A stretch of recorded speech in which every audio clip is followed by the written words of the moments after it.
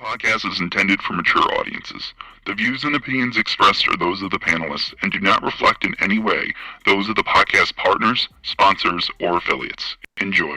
Hi, this is Michael Buffer, and you're listening to The Voice of the People. Let's get ready for Boxing Voice. Every day I'm hustling, hustling, hustling, hustling, hustling, hustling, hustling, hustling, hustling, hustling, hustling. Every day I'm hustling, every day I'm hustling. We don't fight for rings and stuff like that. I don't fear anyone. En este deporte no se viene a jugar y no le tengo miedo a nadie. We don't come to play in this sport. I fear no one in this sport. Does that mean that you will fight Triple G later this year? Como lo dije en la pelea pasada, ahorita mismo me vuelvo a poner los guantes. As I said in the last fight, right now I'll put on the gloves again. ¡Viva México! Canelo wants to unify all the titles. When did you realize, Andy, that you could take his power? Because of the Mexican warrior that I am. I got that Mexican blood in me, so talking about the Mexican style, I just proved it. BoxingVoice.com. Ain't no other sight in the game to see the Boxing Voice. Good morning, TBV. Welcome back, ladies and gentlemen, to another morning edition with the Breakfast Club of Boxing. I am your host, Nes GTO, and I'm joined alongside the always missing but back in action, Mario Monguilla. Mario, what's up?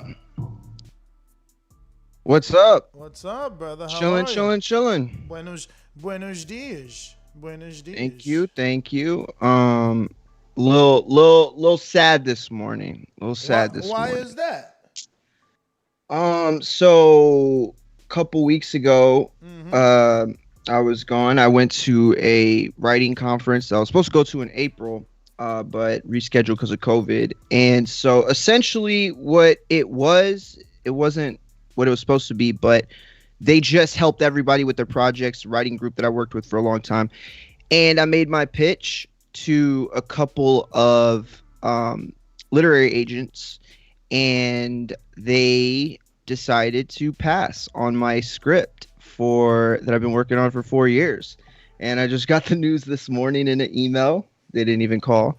So that means they were really not interested. But, what they said really was that it felt more like a book than a script, which I always felt like that's what it was. But that's funny. It is. That's funny because here I was waiting for you to stop to give you like some good, uplifting words that I actually know a dude that's starting his own publishing company. Oh, word? Yes, sir. Wow. I know a dude that's actually starting his own publishing company, a dude that knows a publisher, and, the story was beautiful.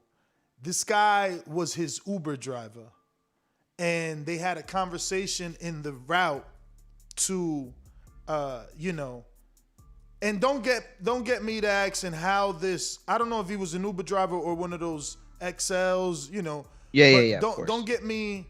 I don't get it either. How get this lost dude, in the details. Yeah, of course. I don't get how this dude was a cab driver and a publisher at the same time, but he got it done. And you know him, Adrian Clark. So yeah, his 5 books have been with that dude, and he's starting his own publishing company because there's people like you out there that have a story to tell and can't get it published, man. So. Wow. I could connect you, man. I'm connected. Yo, like hit that, me man. up with that. It was like, because here's the thing, like, I don't feel terrible right now because it's not the end all be all. This would have just helped me, like, because what happens is from like around July to August, there's like this 8 to 12 week period where most streaming companies and networks take pitches, not necessarily unsolicited pitches, but it happens. So anyway, 2 of the agents that, I was working with, or not working with, but hoping to work with, that's their bread and butter. They got Hulu on, speed dial. They got Netflix, they're on Netflix's Christmas list. Like you know what I mean? So I thought, okay, well, I get in with them and then we can pitch the movie and see what they do, see what they want. For me, it was always a movie I thought would be like great on HBO. What was it? So it's my boxing movie. What's the title? It's kind of like title. Fight of the Year, FOTY instead of. Yeah, it's a working title. It's a working title. Better be. That's probably one reason. Come on, FOT. No, that's not. You can't give. You can't, your title can't be an acronym. But it's the not. Title can't be an acronym. It has to bring you in. But we'll be back to Mario Nobel Peace Prize writing ass, and we're here to talk about hypocritical people, man. Hypocrites, man. Like, yo. I mean, look, I'm going to just come out and say it. Bernard Hopkins is being a hypocrite. He has been the promoter, co-promoter of Canelo Alvarez for maybe a decade. And now that he's no longer with Canelo, now that Canelo outs him and Golden Boy, because Golden Boy is him. Now all of a sudden, oh, they won't knock on your door. You're a threat. Well, let me just remind the fans that are going to jump on Bernard Hopkins, the legend, jump on his hypocritical words. Remember that Bernard and Golden Boy Oscar De La Hoya and Eric Gomez didn't want Canelo to fight Trout because he was a southpaw. Bernard and the same people just mentioned didn't want Canelo to fight, Laura because he was a southpaw. So let's just stop right there and remember that Bernard is a promoter now. This is no different than, Aram telling us that he's not paying Porter more than $1 million.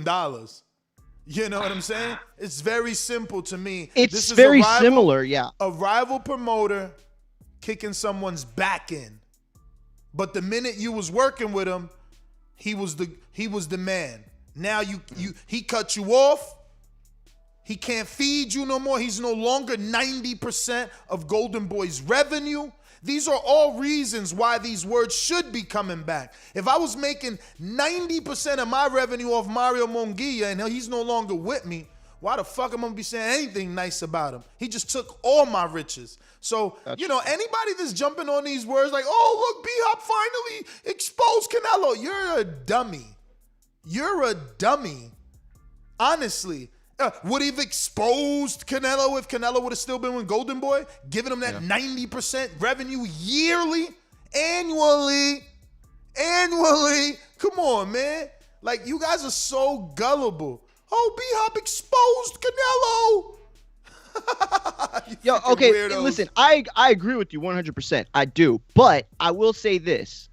Is there something in your mind where you can separate between the promoter and B-Hop the fighter? Because if you do that, you look at somebody who B-Hop the fighter saying these words, who fought Kelly Pavlik after Calzaghe when everybody thought he was done, who fought Tavares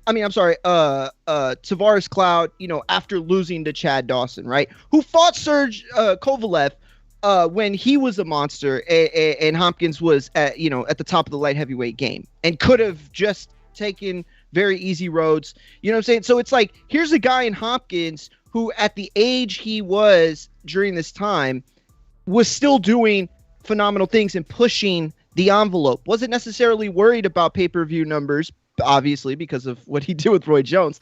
He wasn't worried about all these things. So it's like, can you compartmentalize the two? Is this okay from Bernard Hopkins, the fighter, but not okay from Bernard Hopkins, the promoter? You get what I'm trying to say? Like, it's obviously sour grapes. That's what it is, first and foremost. It's not okay. You got knocked out by Kovalev. Canelo knocked out Kovalev. But that's just about who's better. But because his words specific. You want to take the quotes? So if my man is smaller than me, doing bigger things than me, I might be a little salty. My legacy might be a little bit threatened by Canelo. That's all I'm saying. I'm saying, dog, you was eating with me, now you not, so all of a sudden you got a problem with me. Man, I seen this many times before, man. This ain't nothing new. Steve Munoz with the super chat says, yo, why were people hating Canelo for fighting a mid-30s Kovalev in his natural weight class, but praising Earl for fighting a 43-year-old Pac-Man? I thought he was 42. Listen, because every fight is different and people are going to, again, Kovalev was old, washed up, and an alcoholic. Pacquiao is old and out of the ring for 2 years. That's how they'll put it. It's not the same. And one is a legend and one wasn't. I mean, the truth is the truth. Pacquiao's still a legend, doing legendary things. Where Kovalev, he almost lost to Anthony Yarde. If Anthony Yarde would have had a little bit more stamina and a little bit more seasoning, maybe some sazon. Goya, el Goya del momento. But yeah, if he maybe had a little more seasoning, maybe Anthony Yarde could have beat him. So Kovalev and Pacquiao aren't even in the same sentence. So what Earl doing is a little bit different from what Canelo did. But Canelo also moved up to fight an older man, where Earl is at his natural weight fighting an older man. But again, 2 different fights, different fights, man. Just different fights. We are going to have Kenneth Sims Jr., Mario. I know that was your guy. That was your guy before he fought Elvis. I feel like I remember you mentioning his name here once or twice before the Elvis fight, but now he got the big upset over my guy, Elvis. Yo, that's Rodriguez. Huge. Yeah, it was huge. I can't wait to talk to him and see, how things have changed since then. Because he was a very Kenneth Sims Jr. had always been like a relatively decent prospect, like in terms of name value. You know what I mean? Like people expected things from him. He suffered a couple losses and a draw too, I think. But this is a big win. So yeah, I can't wait to talk to him. Yeah. He had that draw with Montana Love. That's right. Yeah, man. We got Supermax Rodriguez that says B-Hop just saying what he always really felt. He always really felt that? That's what he always really hell felt? no. There's no way. I remember after the Trout and Laura stuff, like he praised him. He said, yo, we didn't want him to fight. Just like you had said earlier, like they didn't want him to fight. Exactly. I covered Canelo Trout. I was there in San Antonio, and I specifically remember Richard Schaefer turning to press row, talking to, I think it was either Steve Kim or Dan Raphael, and saying, well, he got it. He got what he wanted. And I heard him with my own, he said they didn't want him to fight him. They didn't want the fight. They didn't want that night. He did it. And afterwards, Hopkins gave him a ton of credit. So I think it is the sour grapes. I mean, it's got to be. Listen, Hopkins is special. He's special because of his own story. A guy that went into the penitentiary, learned how to fight in there, came out of there, and became the legendary Bernard Hopkins with over 20 middleweight title defenses, a light heavyweight unification run. I think he got like 3 belts, fought two champions and beat them for their belts. Then tested the back then dangerous Sergey Kovalev. Beat Pascal in Canada. Listen, this guy's done it all. There's no disrespecting what he's done, but separating Bernard Hopkins, the legend, Bernard Hopkins, the fighter, and just keeping in the forefront Bernard Hopkins, the promoter, it's easy for me to say that this is sour grapes. This is sour grapes. That was the only point I was trying to make, was that, because I do want to, I don't want people to hear this and think that they shouldn't think of Bernard Hopkins as an all-time great, or that he doesn't have the right to speak on certain things, because he did it all. And he tested the waters. He, like nobody was picking him against Pavlik. You know what I mean? Like I know you remember him leaning over the ropes and basically, telling everybody in media, I told you so, and just bitching everybody out. That's a famous Dan Raphael story when he got bitched out by Hopkins in press row after that fight. So he has the right as a fighter to say whatever he wants, but as a promoter, the truth is the truth. And he said it himself back in January when they had lost Canelo. This hurts. This is going to hurt us. The sting of losing Canelo is felt now, and it'll be felt later. And so this is what they're feeling it later. And he's, probably in his feelings. Listen, man, I'm just saying, if he felt this way, he should have been said something, this is just the easy thing to do, easy thing to do. And I do want to play the audio of what it is Bernard told Paul Andrade and Boo Boo Andrade. it was some media scrum, and he was surrounded by media while talking to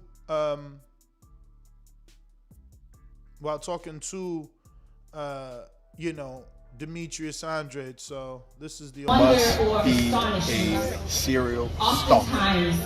That's why I told you to bring you over here and tell you that. I want to tell you you're fed something. Closed mouth, you never get fed.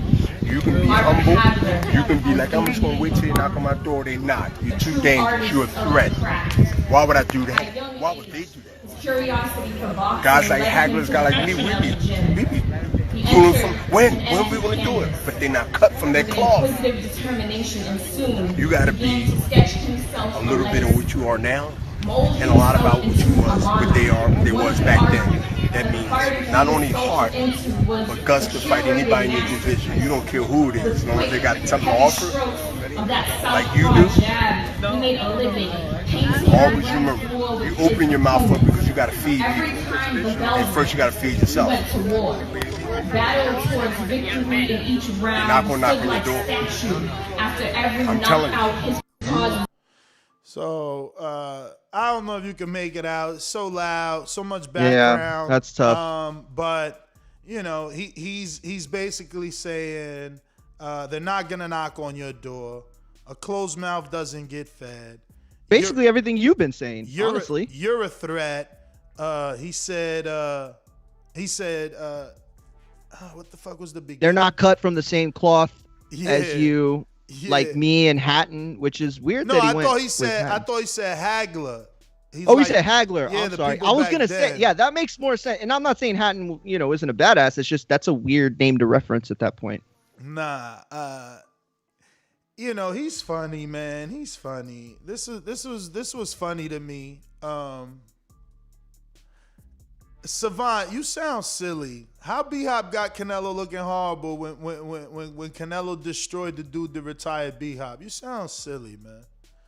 Canelo's most hated, man. Most hated. I seen some other shit where I think it was Timothy Bradley said Canelo need to call out Andre Ward. It's like, what the hell?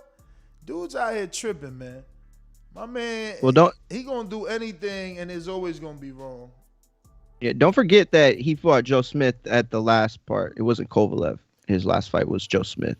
And that's fine. That just means he got retired twice. You get retired twice, bro. Well, I mean, look, it's a tricky conversation, like I said, because people have, and rightfully so, sentimental. If you've been watching boxing long enough, Hopkins should be one of the people you admire. He had a great, career, and he is a tough guy. You talk about I don't want to peel this onion back too much, but there's some really this is some soft ass times.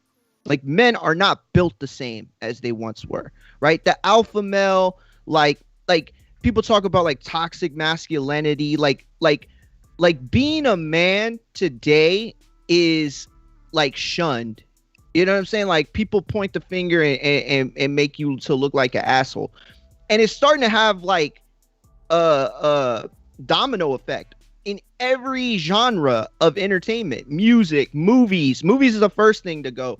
Books, and now sports. You see that, what people call toxic masculinity, whatever, it doesn't matter. And so the old guard of guys like Hopkins, these are tough guys. These are dudes that would throw hands. These are dudes that were men. So it's I have the utmost respect for B-Hop, but he's stunting. You're not going to tell me that you also understand the politics of boxing and think that, somebody's ducking somebody. It's stupid. It's nonsense. B-Hop is a hypocrite, not because he's trying to flip-flop on Canelo, but he's a hypocrite because if he knows that Andrade is a threat, well, why he never gave him an opportunity? If he knows that Andrade won't get an opportunity because his mouth is allegedly closed and a closed mouth don't get fed, and these guys aren't cut from that cloth, and real recognize real, well, why the fuck you never gave him an opportunity? Ain't you a promoter? Haven't you been one? Why couldn't you ever forget Canelo though? Why he never got Demetrius Andrade a fight? Let's talk about. He wasn't his promoter though. And what? You can't send him an offer the way Eddie sends Charlo, Javonta, everybody and their mother a fucking offer? But the difference now is that he doesn't have Canelo. Back then, he wanted to save Canelo, and that's why he's a hypocrite. He couldn't offer Demetrius Andrade an opportunity versus Lemieux? But why would he do that? But why would? Because I'm real, and real recognize real, and they ain't cut from the cloth me and you cut from, so I'm gonna send you an offer so they don't have you in the shadows, so you ain't in the dark, and you ain't got to scream. Man, get the fuck out of here. You a hypocrite. How the fuck you gonna tell this man how to get on when you a promoter? You could put him on. Don't you understand that? Think about that for one second. I just come home. You the man on the block. I come home and I'm like, yo, Mario, what up? And you like, what up, homie? And I'm like, what up? I'm home. You like, what up, homie? Let me tell you, like you know, I went to jail for trapping, and you got the block. What the fuck you mean? What up, homie? Put me on. What is B.I. talking about? Why? Oh, so hold on. Hold on. Kind of playing dumb. No, I'm not playing dumb. So yeah, you are a little bit. No, Bernard Hopkins is trying to tell you, the fight fan, that it's not the promoter's job to get a fighter a fight. It's the fighter's job to get the fighter a fight. He's telling you Canelo don't want to give Andrade a fight. He's the promoter with the promoter's license with the network. He could have given Andrade dates on HBO long time ago to make Andrade popular so he won't be in this predicament. You understand what I'm saying? Sure, absolutely, 100%. I get that. But I'm saying that's the separation, though. That's the point you're not getting here, is he's a hypocrite because he knows that if he didn't say this about Andrade, he would have said it about Lara if Laura's not the guy that got the shot. About Trout, that he wasn't the good. Canelo could only fight so many people at 154 at that time. Like, what the fuck you talking about? And so if you're Hopkins now, without Canelo, you want somebody to beat him. Now you're like, oh, Andre, you the best, dog. You the fucking, you cut from a different cloth. Yo, me and you, we real motherfuckers. Yo, go beat that motherfucker. Yo, run up on him every chance you get. You know what? You be Shannon Briggs. Let me get you his itinerary. Exactly. I'm going to get you his criteria. You going to follow him to every fucking McDonald's and Pizza Hut that you ever seen him. But that's fake. Because he only wants that to happen so he can see Canelo do bad. Because he don't have Canelo now. Exactly. That's what the hypocrisy is. Hey, my friend, as long as we was on the same page, for a minute I thought you wasn't getting that he's a fucking hypocrite right now. No, he's an absolute hypocrite, 100%. Because he could have done what you're saying. The reason he didn't do that is because they didn't have Andrade and they had Canelo. So back then, it was like, yo, Canelo's the man. Yo, Andrade, who are you? You know, what have you done? Fight Charlo, get a belt, like all that dumb bullshit that they would have said back then, right? And now it's Mario, anybody that could beat him. My issue is the simpletons, right? They're out there, these simple-minded people that can't see past what's in front of them. They believe, oh shit, look at Bernard exposing Canelo. Instead of saying, look at Bernard. Look at Bernard. Look at his interests. Forget his interests. Look at who he is as a business person. He is a person of power.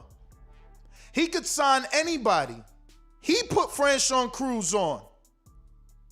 He could sign anybody and put them on television. But you sitting here trying to tell us it's Canelo fault. You're the promoter. You could have given Andrade Shane Mosley Jr. You could have given Andrade David Lemieux. You could have given Andrade Jason Quigley. Should I go on? Like, you got names for Andrade. You want to act like, oh, you my man's. Hey, here, that's why I told your dad to come over here, because I wanted to tell you. Why the fuck you ain't tell me this before then, B-Hop? Why all of a sudden you interested in how I get the fight now? Why wasn't you worried about me eating for the last 10 years? Like, simple-minded people falling for the 52 fake out. The wool over your fucking eyes. If B-Hop's so real, why the fuck he ain't use his 5% of Golden Boy to get Andrade a deal a long time ago when Andrade was in a slave contract with Banner Promotions and Star Boxing? But y'all so stupid because it's always about race for 99% of these simpletons. Well, let's make it about race. You want him to eat Spanish food? We'll serve him up Munguia.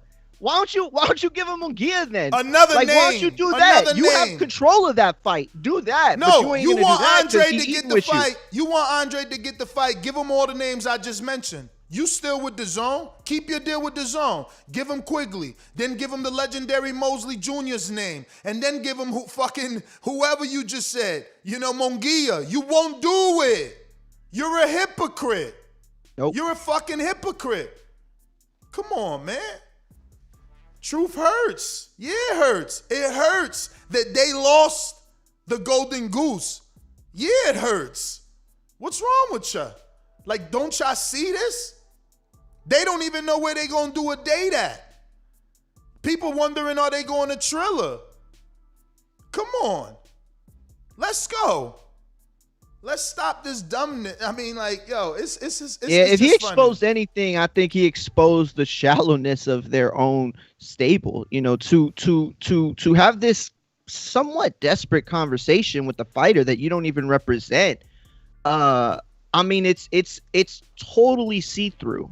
This is so transparent. And for people to stand up at the rooftops and shout, oh my God, we got somebody on the inside to say Canelo's a bitch, to say Canelo's not fighting, to say he's scared of Andre. Like, oh man, come on. Like, you getting fooled. You getting fooled. You ain't seeing through the clear and obvious deception. If he wants to show that this is genuine, where's your statement on Terrence Crawford?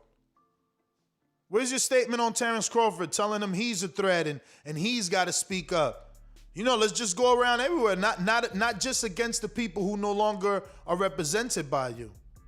Exactly. You know, not for the people that, yeah. Where's your statement on Deontay Wilder and you congratulating him on him, you know, standing his ground and sticking to his contract because he's a threat. And he was a threat to an undisputed money fight. Like, no, you just picking and choosing or picking on the dude that no longer fucks with you. That's how I see it. That's how I see it. You know, you got time, I guess, to come out and make these other statements on these other fighters. You know, you just gonna save one dude.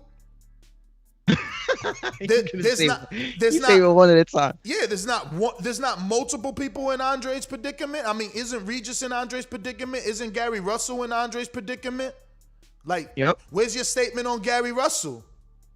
You know what I'm saying? I wouldn't say it's 100% the same because, you know, Andre still, like, here's the thing. I'm a fan of Andre. I want him to get a shot. But don't suggest for a moment that Canelo's been ducking this dude from 154. That's utterly ridiculous.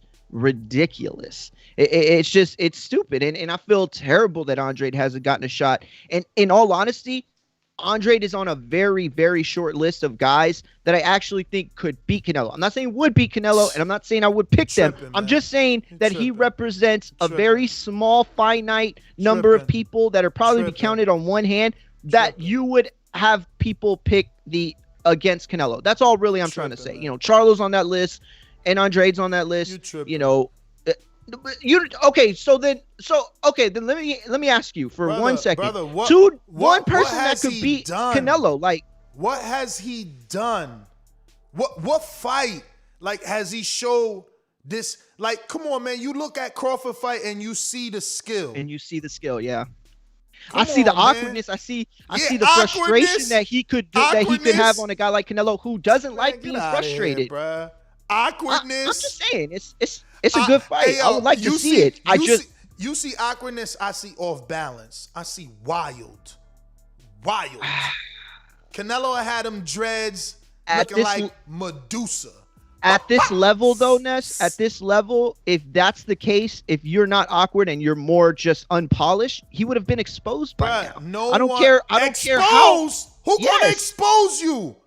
Who's gonna expose? Brother, let me tell you something. Hold on. Do you not? Okay, go ahead. Have you never thought about the fact that Demetrius Andrade's resume is even worse than Crawford's?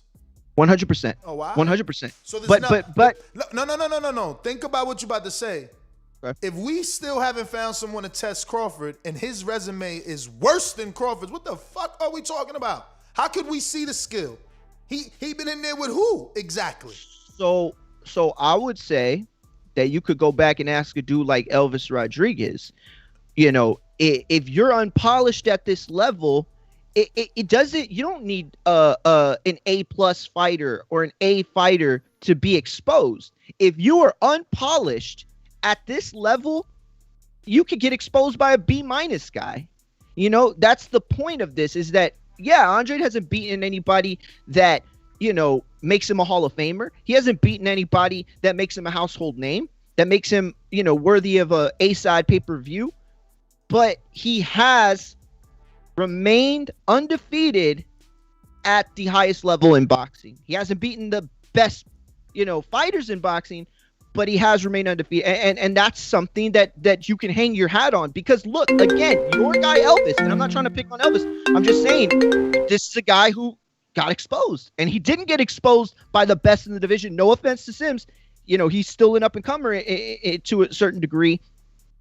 But he was good enough at this level, world class, to get exposed.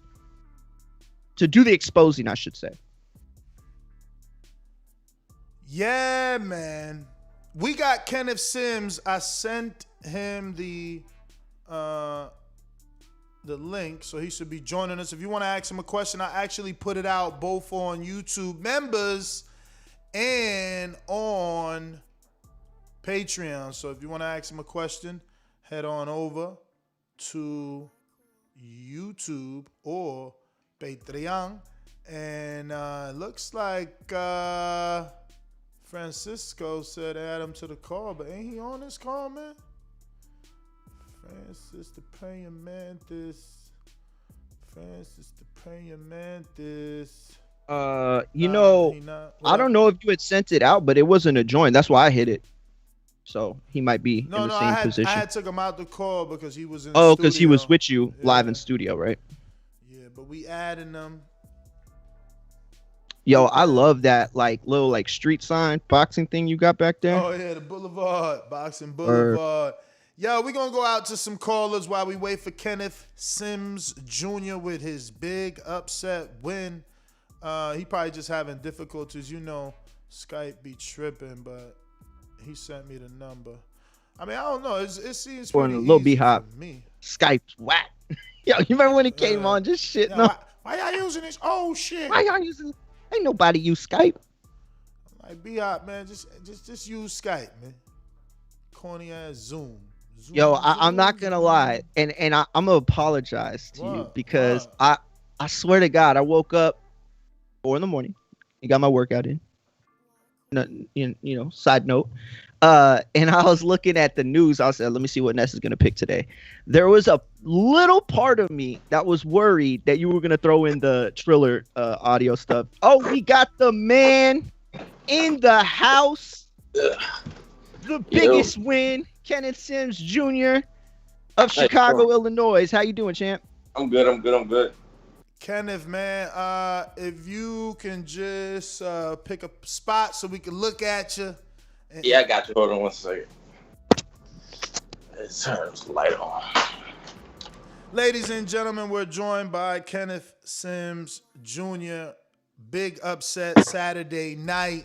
And really, we just want to know, did you think it was an upset? First and foremost, thank you for joining the show, especially waking up early. You're on Mario's time. Mario is actually in Corpus, and you're also in Texas, right? You're in Texas? That's why you're in Central? Nah, I'm in Chicago. Oh, Chicago. Sorry. All right, well, It's still Central time, right? Mm-hmm. So Thank you for getting up early with us. We appreciate that. And we'll just give a real quick background information. 16-2-1 Kenneth Sims Jr., aka Boss Man, out of Chicago, Illinois. He did debut back in 2014.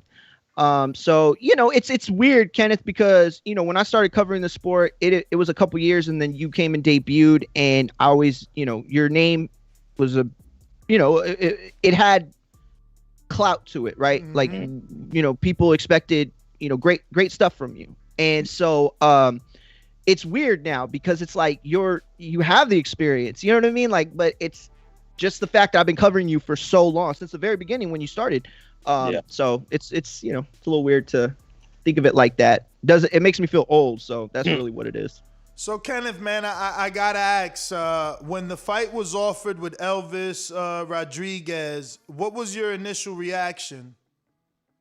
Actually, it's like they offered me to fight before, but they tried to offer it to me with like 2 weeks notice, and I'm like, nah, I'm too smart for that. I ain't going. Wow. Nice. How long ago was that? That was maybe in like December.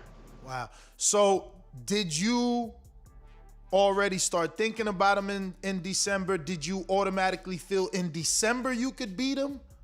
Yeah. I told him, I said to give me the right amount of time, give me time to like train, have a camp, and we good. Like I don't. Like, but you always knew you would beat him. Yeah, me and Coach K and my dad, we said if we got time to train for him, and it's cool. We good. Like when they called this time, they called and told me the date, and that was like 8-9 weeks away. As soon as they said, I said, okay, let's go. Wow. All right. So let me ask you, because you were a 25-1 dog. Please tell me somebody made money betting on you and your family or something. My family, my friends, everybody. Damn, that's what's up, man.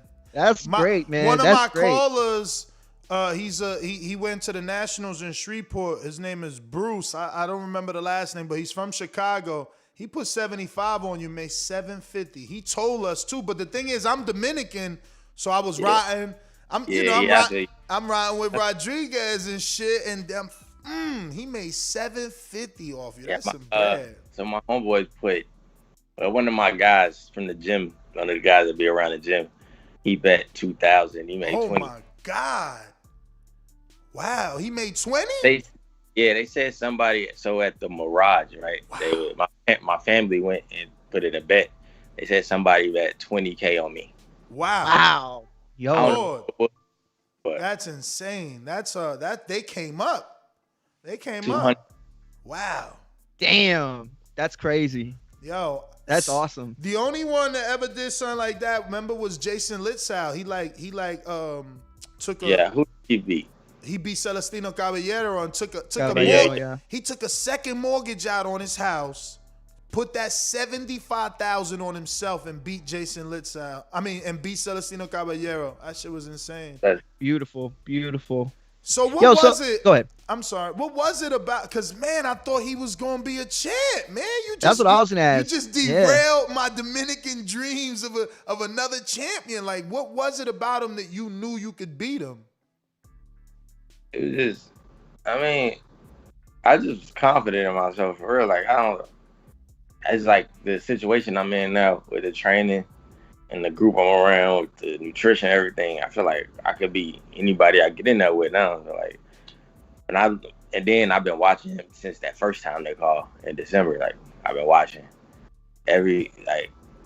maybe almost every day. If I don't watch a whole fight, I watch like a clip. Nice. I'm just watching.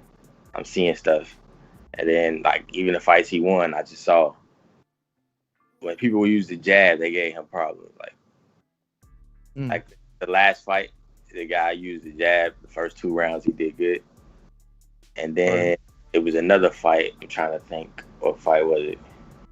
The Cameron Creel fight. Even though he stopped him, like the first Cameron Creel was using a jab and throwing him off a little bit. Like it was making him keep his hands at home. So that was the thing I saw. Like if I'm jabbing, on the fight, I wasn't trying to land a jab a lot of the times. I was just trying to throw it, and to see if he'd let me keep his hands at home. And after the first round, when I was throwing a jab, and he let me, it stopped him from doing anything. I was like, oh, all right, I'm good.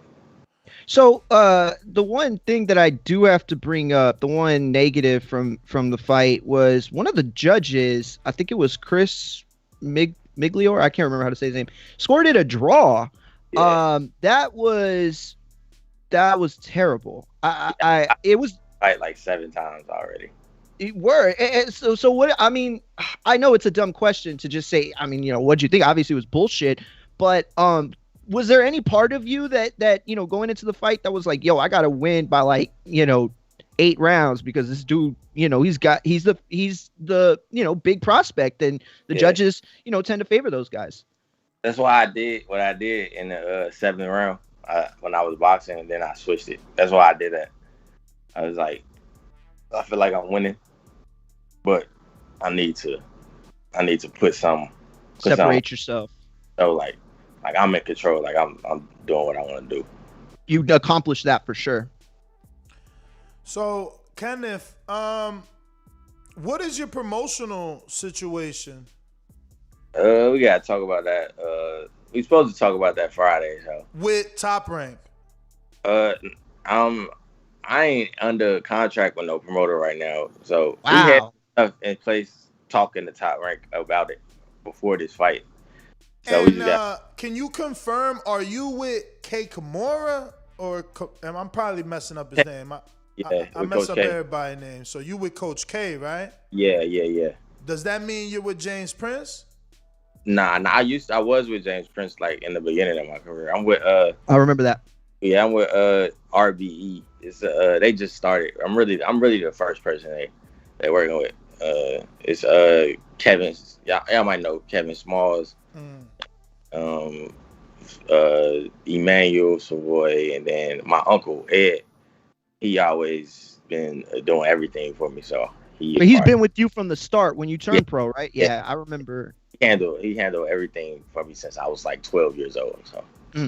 So, how'd you connect with K? I knew K since I was like 15 years old, 16 years old. Amateurs, I'm assuming, right? Because he was a coach. Yeah. So, after when I lost, I just knew like I needed to do something because it's not really the training. I mean, it's the training because Coach K, he a teacher, so it's also like it's like a family. So it's the group that we're around. It's a lot of us, like, and everybody like got the same goal. Like I was training at home, it was just me. Like I beat everybody up in the gym, and like that ain't helping me. So when I went out there, I'm sparring, and everybody like. And just let the world know, because obviously being with Coach K, I mean, depending on what kind of sparring you're doing, you can be sparring guys like Jared Hurd, Shakur Stevenson. Jared Hurd, Shakur Stevenson. Joshua Greer trains there. Keyshawn Davis, right. Duke, Roy, Shakur. It's a whole bunch of people. Let me ask y'all you like now. that's like the Yankees of boxing, or like the fucking Lakers of boxing. That's crazy. That team is. Let me ask you, Kenneth, what do you think is gonna happen, and are you going to take your next fight according to K's schedule? Because he's taken 3 of your stablemates that are pro back to the amateurs for the Tokyo game, so they're gonna be far away. Will you not fight? I ain't fighting if K ain't there. Oh, okay. That's what I wanted to hear. I wanted to hear that. Yeah, honestly. I ain't fighting if K ain't there. Well, you ain't gonna get something. I mean, you're not planning on getting something in within the next couple months, right? Yeah, I got a pregnant girlfriend upstairs. I ain't been here the whole time that she been pregnant. I've been in camp, so I got it.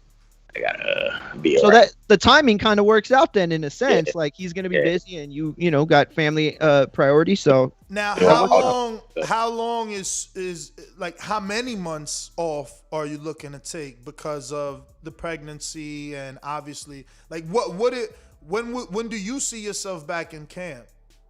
I'm only taking a week off from training. I'm gonna start back training, going to the gym with my dad, just to stay loose. But I don't know whenever K call me to come back to camp. But with me, I don't really take a lot of time off anyway. Like I'm always doing something, like because I like to stay in shape. Like even if I ain't boxing, I go play basketball every day.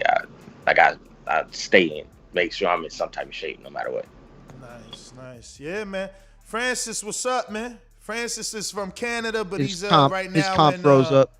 Oh, he's frozen. Right now he's in Milwaukee handling some business. We got our first event.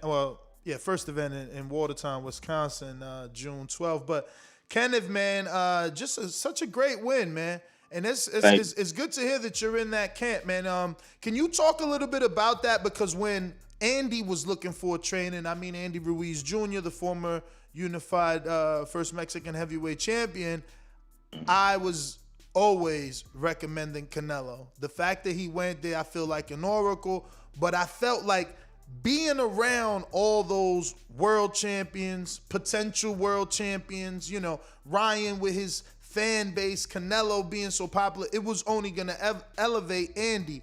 And I feel like that's what's happened with you over there in Coach K. But could you speak on that? Because there's fighters and, you know, dads that listen to this show that have sons that are amateurs. And, you know, I just feel like the situation you're in, or like a Robert Garcia situation where it's multiple world-class fighters, it pushes you to be better, is what I believe. But I mean, correct me if I'm wrong. Nah, it's absolutely correct. Like, when we in the gym doing what we running, everybody, I feel like a big part of us, I think, is mostly everybody's like super competitive. So the workouts is like I want to win the workout, really. Like every time, it's like want to win the workout, even though we ain't like boxing each other. If we running, everybody be like, I want to win. I don't like it because I don't like to lose. Don't nobody likes to lose. That's what us like. So we push each other, and then people talk trash. So you know we get that. So that's the mentality, right? It's like even though y'all are a team, there is a competitive nature throughout. Yeah. Yeah, okay. Yeah, it's competitive with everything. Like y'all could be playing foosball and y'all are gonna be trashy. Yeah, okay. Let me ask you, did you expect more promotion post-fight from Top Rank on their social media or YouTube, or what you received you think was enough? No, I didn't get that no thought. I was just focused on the fight. I didn't think about that at all. And when I won, I was just like, I was too excited to really think about that. So I ain't really like, it didn't cross my mind until you just said it. But well, they did put your win on social media. They did. But you know, I had a feeling that you weren't with them. Like I was pretty sure that you weren't pro. So I thought what they did was like, you know, showcase who won. You know what I mean? And I'm not under contract with them, so I ain't really. So you didn't expect it? Yeah, I wasn't expecting like a big old thing. Like what they would have did if he won. Like I wasn't expecting that. Are you looking to be in a situation, or would you rather remain free doing what you're doing the way you're doing it now? I mean, it's always option. I mean, it's always crossing my mind. Of course, we gotta. My uncle texted me yesterday. We supposed to have a conference call Friday just to talk stuff out, hash stuff out. So.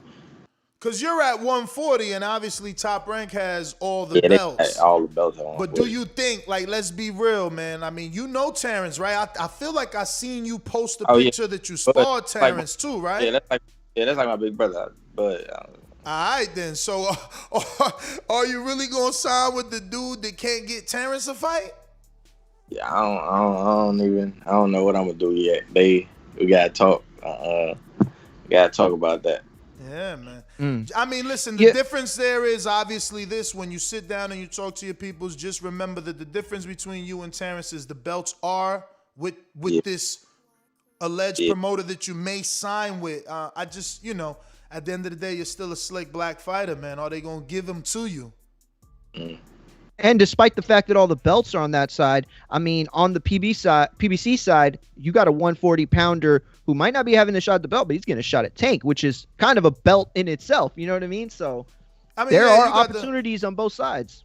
Yeah, I mean, I see him far from a Tank opportunity, though. No, that's true, but I'm just saying that they are finding things to do with their 140-pounders despite all the belts being on the other side. Do you watch the sport, Kenneth? Oh yeah, I watch all boxing. I don't miss nothing. Who's your favorite fighter to watch? Right now? Yeah. Oh, Canelo. Second? Nice. I don't count Bud because that's like my homeboy, so I don't never like count my homeboys when I say who my favorite people to watch is, because they automatically always like watch. So it's like being a fan of your brother or something. Yeah. So I say Canelo was first. That's the only really person besides the people that I'm cool with that I like. Like I make sure like I'm gonna pay it close attention. Do you Canelo been my favorite fighter for a while though. If you was in the Barrios situation, Mario Barrios, the regular champion at the WBA at 140, and you was fighting Tank, would he be making a mistake fighting you? Do you look at him as a small guy or too small for the division, or you think he's gonna do well at 140? I think he's small for 140. He could punch though, so that's always a help. But I think he's small for 140. I don't think he gonna stay at 140 either though. I don't think so either. No, he's jumping around. He just trying to, I don't think he's gonna stay at 140. But the Barrios, I don't think it's gonna be a cakewalk for Tank that fight. Yeah, me neither. Could you beat Tank at 140? I think I could beat anybody at 140.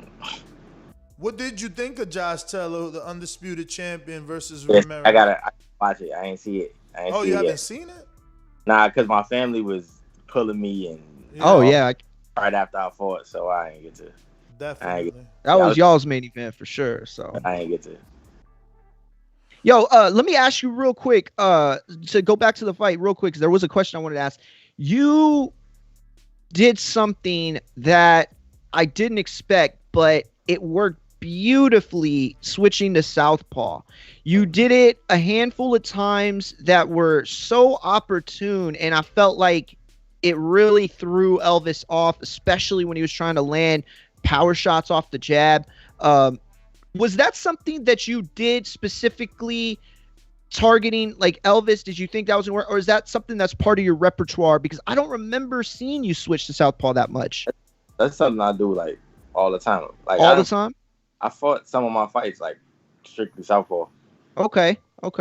Yeah, I've been doing that since I was a kid. But with him, the day before the fight, honestly, I was in my head. I was thinking like, I kept saying, "Am I gonna start southpaw or right-handed start?" And I couldn't decide. Oh wow! So there was a possibility you were gonna start the fight like that, because I think it was the fourth round. Yeah, I remember you right. Yeah, the fourth round. I remember you switching. I was in the locker room trying to decide if I was going. Wow. Okay. Southpaw or right-handed. All right, we got some questions from the people.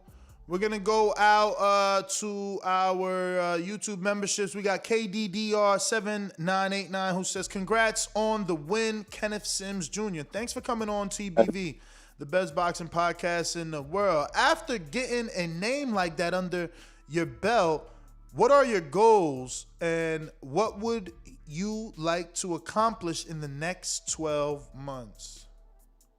I want to get closest I can get to a world title. If I don't get the world title, and that's the ultimate goal for everything, is to get that world title. And we have Brandon in Cincinnati, Ohio on our Patreon that says, did the pressure of you having a documentary on your life have a negative effect on your career? Great win, champ. Nah. That the documentary, I feel like it had a positive. So it got my name out there, even though I hadn't fought. So I feel like positive, and it's nominated for an Emmy now. So yep. Wow, congratulations! I saw that. Yeah, congratulations. I thought it was a great film. I thought the director, it was really good. It's really good. Thank you. Definitely. We still got some more. Looks like we got James Valdez from San Antonio, Texas. He says, first of all, congratulations on the win, champ. Question, would you like the Montana Love rematch, or have you moved past that draw? We love Montana Love, by the way. I moved past it after Saturday, honestly, but I'd take that anytime. But yeah, I would kind of like, I feel like I won that fight anyway, like hands down, I won that. So, but of course, I always try to get rid of that blemish. But I feel like I I got bigger stuff to do now. That's what I was about to say. Do you think giving him the rematch or getting the rematch, because it's not really giving him, he would be giving it to you, but I mean, yours was just draw, so it would be you giving him a rematch, but you have already kind of moved above him. I think he's still like he just fought Cameron Krill. Yeah. Oh, yeah, he just fought Cameron Krill, who Elvis, beat. So yeah, it's like a step back to me. And that's probably the wrong word because I do like Montana Love, but at the same time, I think this win for sure. Yeah. He's actually an entertainer, man. A fight with him, he can make it big. He's a pretty good entertainer. But moving on, we got Matt Bent in Kansas City who says, how do you mentally prepare for a fight? Do you meditate? Do you do visualization of the fight for seeing it in your head? Yeah, I visualize the fight all the time. Like for this fight, when I was shadowboxing, I always in my head I put Elvis in front of me when I was shadowboxing or when I was in the bag or something. Like I always visualized anything that could happen. And then when I was laying in my room, the hotel room in Vegas, I was just thinking about stuff that would happen in the fight, like just thinking about it the whole time. We got King Amin of Essex in New Jersey that says, peace, champ, and congrats on your big win. What's the biggest impact that your environment, including your relationship with your dad, family, and friends, have had on your career? Have they kept you focused and motivated? Yeah, that's my family really like the biggest thing that keeps me motivated, honestly. It's because in the interview before I said like I don't just do this for me. Like the goal of making this in boxing is not just for me, it's for my parents. Like they are people that put me in this. Like my dad put me in the boxing. I hated boxing when I was a kid. I ended up falling in love with it, but I hated it. And just them supporting me no matter what is part of like why I go so hard. Like, they support me no matter what, and they always make sure they tell me verbally like, "We got you. We believe in you no matter what. As long as you putting your best out." Like they tell me. That's beautiful.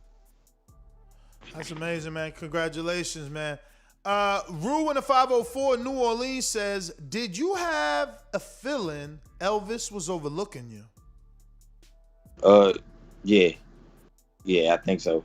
And he was kind of getting on my nerves the fight week. He was like being like real cocky, and it was like dude, like even at the weigh-in, he was like when we was doing the little face-off. People don't want to break the stare. It's like a little thing, and I wouldn't break the stare, and he's just like "fuck you." I was like, "Oh shit." Yeah, that's what he said. And I was like, "All right." And then I was gonna shake his hand the way in, like it's a sport. Like we gotta fight anyway. Ain't no point in me being mad. Like we gotta fight anyway. But he walked up. I'm like, all right. Then after the fight, if you pay attention, I tried to dap him up, like show him some love before the decision was announced. He didn't really. Damn, so a loser, huh? Yeah. Then we was in the back by the doctor, and I was about to do it again, and I was like, man, I just want to forget that. I ain't. Yeah, word. Yeah. Damn. Wow. Damn. So like that. So that. How you doing, man? Can you hear me? We hear you. What's going on, man? This is Francis from Canada, but right now I'm in Wisconsin. You know what I'm saying? A little U.S. tour. But I wanted to ask you, like, when you seen that, like, what does that say? Can he bounce back having that type of attitude? Like, you know what I mean? How's the bounce back for you? Like coming from you? Yeah, I think he could bounce back. He can fight. I mean, him still being young. I mean, his career is obviously he's gonna. But I'm talking about attitude-wise, he's gonna be able to get over that hurdle of being beat. Yeah, that have to be so cocky. Because he was kind of cocky. Yeah. Okay. Yeah, that might hurt his ego because he was kind of cocky. But I could see that before I even like met him though. Like just from videos and stuff, I could tell like he's a kind of cocky person. Where would you rank his power at, man? Because you're in the gym with a lot of names. Like, is he strong for 140 pounder, or was that all hype? Nah, he got some pop. It ain't like nothing I ain't never. It wasn't like a oh my god, nothing. Like in the first round, he called me, and I was like, oh, that's it. I'm good. That's why I wasn't moving a lot. I'm like, because I could have even like moved and just made him not catch me, like not touch me. But I was like, I don't gotta move. He ain't. It ain't no like no power. I'm like, oh my god, every time he touched my gloves or something like. So, do you spar Shakur? Oh yeah, me and Shakur sparred for this fight. Like the first half of camp, that's the only person I sparred with. We was doing like 11, 12 rounds straight, just me and him. Because he's a southpaw. Yeah. Now, explain that to me, right? Because, like, I mean, just looking at Shakur, I would say technically he's a lot more skilled than Elvis, but Elvis is a bigger puncher, bigger fighter. So how does that help you? Just so we learn. It just so I sparred with Shakur like the first couple weeks of camp, and then I started sparring with bigger guys like middleweights. Like after that, and when I spar with Shakur, I gotta stay sharp. Like me and him, we make each other think, so we gotta stay sharp. So when I switch back to sparring with like the bigger guys that's not as sharp, it's like they moving in slow motion, like I see. Okay. So that's how it was in the fight. Like with Elvis, like it's not like the punch is not as sharp. They ain't coming off as quick. They're not coming off as crisp. So I see everything. That's crazy. It's just interesting to me that so many people spar with Shakur, such a small guy, but they always got great things to say, like what they get out of the sparring. So that's amazing. How do you see that fight with him and Tank? Like, you ever see that fight happening? You think it'll happen? You think that'll happen? I don't know if I see it happening, but I don't think, right now, I don't think nobody. You froze up bad. You're going on us. Right now, I don't think nobody can touch Shakur. It's because he's so defensively sound, like it's going to be hard to hit him. And y'all ain't seen it yet, but the little dude, he got some dog in him. Like, he like to fight. Why do you think they haven't gotten him to fights then? Like, why do you keep putting him in with these dudes? I don't know. Now he about to fight some Nakatilia. What in the hell? He want him. He wanted the fights. I know. He wanted the fight. I know he wanted that Warrington fight, man. I really wanted him to get that unification. That would have been good for his legacy. He want Valdez right now. I know that too, man. I don't think they're going to give him Valdez, though. I don't think they want that, though. You think they give him Valdez? Nah, I don't think so. Yeah, me neither. Me neither. Valdez, I don't know. But we got one last one coming in from... He demolished Valdez, too. Scott. Yeah, I think he beats him. But what about the power? People ain't think Valdez was going to knock out Beltran, and he sure did flatten him. Yeah, hit him. Burchell. Yeah, he got to hit him. He got to hit him. That's hit and not be hit. That's the thing. Scott, the Christian fight fan, with the last question for you, Kenneth. He says, what up, champ? Great performance last weekend. What weaknesses did you see in Elvis that you knew you could exploit right away in the fight? I knew his feet wasn't good. And I knew that. What do you mean by that? Explain. Just like he heavy on his feet. Oh, so like flat-footed. He got to set up to throw the big power. And if you notice, I wasn't giving him like space to like just come forward and get some momentum. Like I made sure like I'm not about to let you just steamroll and think you just gonna come forward, because that's when you're gonna try to throw a lot of combinations. So I made sure I stood my ground. Beautiful. I backed him up, so he don't like me backing up. I know he don't like backing up. He can't fight backing up. So that was one thing. And then, like I said, the jab was the main focus. Like even though he was a southpaw, I know the jab was the main thing. Like that's why the fight looked like that. It was because of the jab. How did his manager treat you? Oh, I don't. He didn't say nothing. So okay, no, maybe you like, I don't know his manager, but I did hear somebody in his camp consistently talking shit. Yeah, I know who his manager is. Just because I do my research, I look everything up. And he was talking a lot. They was like, I seen in the interview on YouTube, they say asked why he looked kind of flat his last fight. And he was like, I think we gained too much weight in between the fight, but we ready for this. And we gonna get a knockout. Blah, blah, blah. It's like, all right. Yeah, because he's a bit of a character. He definitely does some of the talking for Elvis, and sometimes that's needed. But we got a question coming in from Donald Banks in Richmond, California. He says, Kenneth Sims Jr. put a boxing clinic on Kenneth, you put the beats by Dre on Elvis. Good work, bro. You did that. Flexing emoji, fist emoji. So, okay, just a statement. Hey. Just a statement. Kenneth, man, I want to thank you, obviously, for coming on. We look forward to interviewing you and seeing what the rest of your career pans out to be, man. Great win over one of my own, De Lo Mio, for sure. You got me sad over. You hear my tone of voice. It's like, damn. I thought we had one for real, man. You derailed them, man. But we wish you the best, man. And you know, when you got something, just inbox us, brother. We'll be happy to get you back on to break the news on the show, whoever you're fighting, whenever you're fighting. And also, congrats on the pregnancy. Hope everything works out. Okay, thanks, bro. Thank you. Congrats, man. Thank you. All right, there you have it, ladies and gentlemen. Kenneth Sims Jr., great win. He gone. Damn. Find him on Instagram and Twitter. Looks like the popping in and out. My man's in them. What up, popping? Yo, that's a dope sweater, Francis. Yeah, I appreciate love it, man. That's so sick. Where is Yeah, it? I just missed it. My Mac is giving me some trouble, man. Give me some trouble. But what's up, y'all? Everybody good? We good. We good. Dennis is a cool dude, man. Word. I like when, you know, things happen to good people. Like, he's always seemed like a good dude. His interviews, like, he's humble, but at the same time, like, confident, family guy. You know what I mean? So it's like, it's nice to see good things happen to good people in this sport when it does. Bro, I'm so mad right now. I can't figure this shit out. What up, though?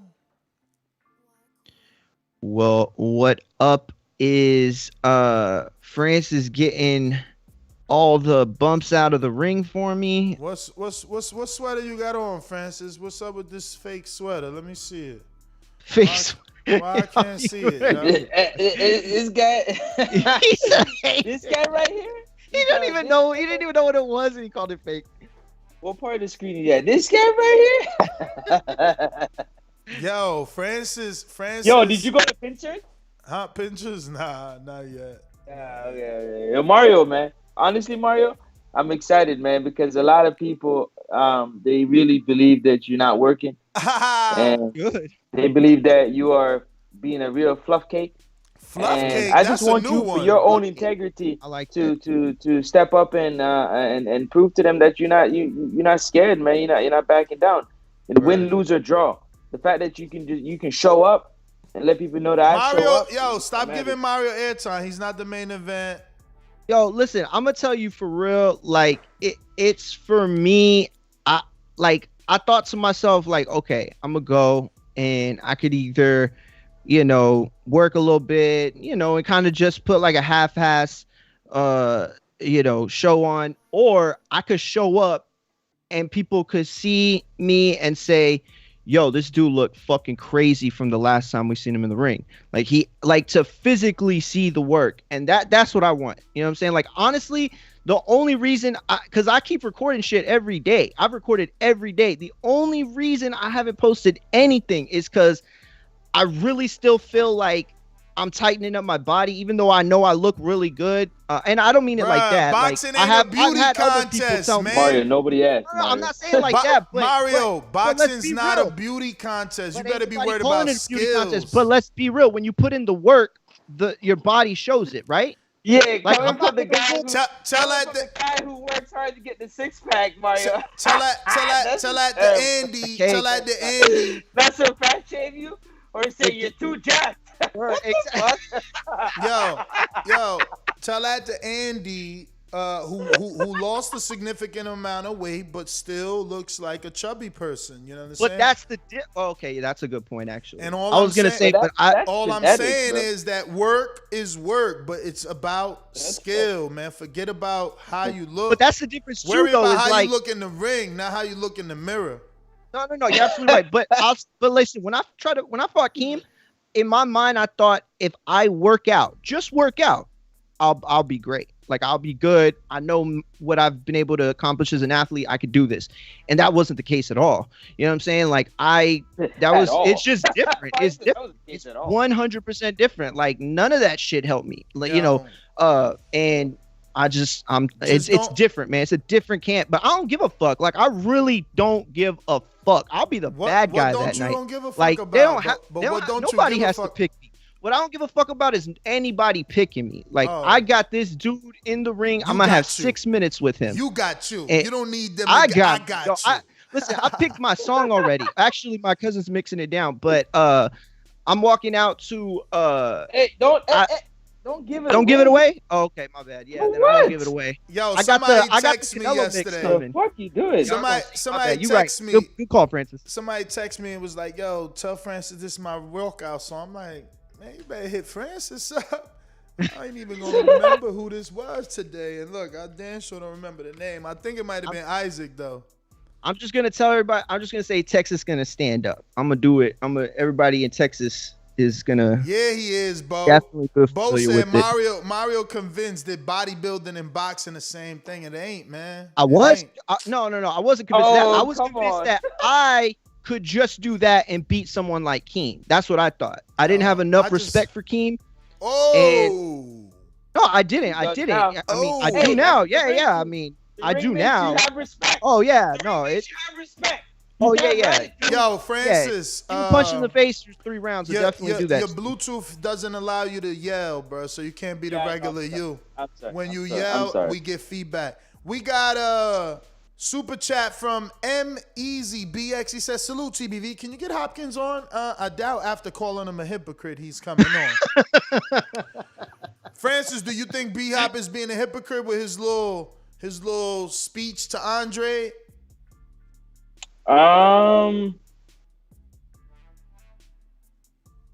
Yeah, I do. I do, but I don't blame. But I don't. The thing is that I take it more from Andre. You know what I'm saying? I wish Andre would have turned up on B-Hop right then and said what? Motherfucker, you could have gave me the opportunity to fight him. Thank you. You tell me open my goddamn mouth. Thank you. What you telling me this now for? This don't do nothing for me now. Thank you. Tell me, why don't you tell me this shit when we was like, I'd have told him that right to his face standing right there. Motherfucker, get the fuck out of here, bro. Dog, me and you right here. You want to pull me to the side to tell me this shit. My man, you like 5 years while too somebody's late. talking over the PA. You trying to have a heart-to-heart while somebody's talking over the PA you and shit. 5 years too late, man. You could have gave me an opportunity. That's what I'm saying, dog. It's like I come home and you got a whole business. You a landscaping business. They give me a lawnmower. I'm your man. Put me to work. Be fair, though? Nah, ain't no to be fair. He ain't being fair. B-Hop's hand might have been tied in that regard. Man, maybe. Get out of I here. don't know. How your hands going to be tied? Mario, can you see that? It was definitely tied in that he was on Canelo's side. It was tied up with Canelo. Like, absolutely his hands were tied. It was tied First to of all, Canelo. how many black fighters B-Hop signed in his career? Derek Williams, Derek Wilson, and Franchon Cruz? Nah, don't do that though. What? Don't do that. Don't do what? Because that's don't not do what? fair. How you ain't sound like he? You ain't put nobody on. Who you put he on? Was with Golden Boy. They have a specific recipe for creating Francis, you from Philly. You never put Tevin Farmer on. You from Philly. In fact, you helped Joseph Diaz steal his belt. Fuck that. Let's call a spade a spade. You from Philly. Did you put Jerron Ennis on? That ain't fair. It ain't fair. I just think it's not fair. Brother, stop lying, okay? You got one of the biggest promotional companies in boxing. You are one of the biggest faces in boxing. You are one of the biggest promoters in boxing. Who you put on? But if I have a restaurant called taqueria de Fresca and we make Spanish food, I'm not gonna hire the dude that makes the best ribs or something. Like, it don't work with our brand. I'm just trying to say that you can't say, and look, you might be right. Why not diversify? Honestly, but why not have variety for your consumers? What you mean I got tacos only? No, we got beef too. We got barbecue. Because we trying to cater to everybody, not just one body. Fuck out. What he did he worked. You know how hard, how much it took for him to even get franchise on. Honestly, like there's stories I can't even tell y'all yet. Off air obviously, but of how difficult it was to get that promotion going. That fight in San Antonio, the wig, gate, like that was a tough promotion for them. B-Hop worked very hard for her. So all I'm saying is it's not fair to say like, oh well, he's betrayed. It just makes the way you put it, like he's not a champion for the black community in the sense that because he didn't put Andrade on. I agree with you. You're right. Not because he ain't put Andrade on. Who the fuck he put on from Philly? Stop lying, man. Nah. If Oscar is Golden Boy and all he do is sign Mexican fighters, well then what the fuck is B-Hop? And who does he sign? So what? B-Hop, who did he put on? So wait, B-Hop, because I signed to you, Oscar, I'm no longer black. I'm now a black Mexican, and all I can do is help you sign more Mexicans? No. I'm still black. I can still sign whoever the fuck I want. I can put on whoever the fuck I want. I'm a promoter with a TV date.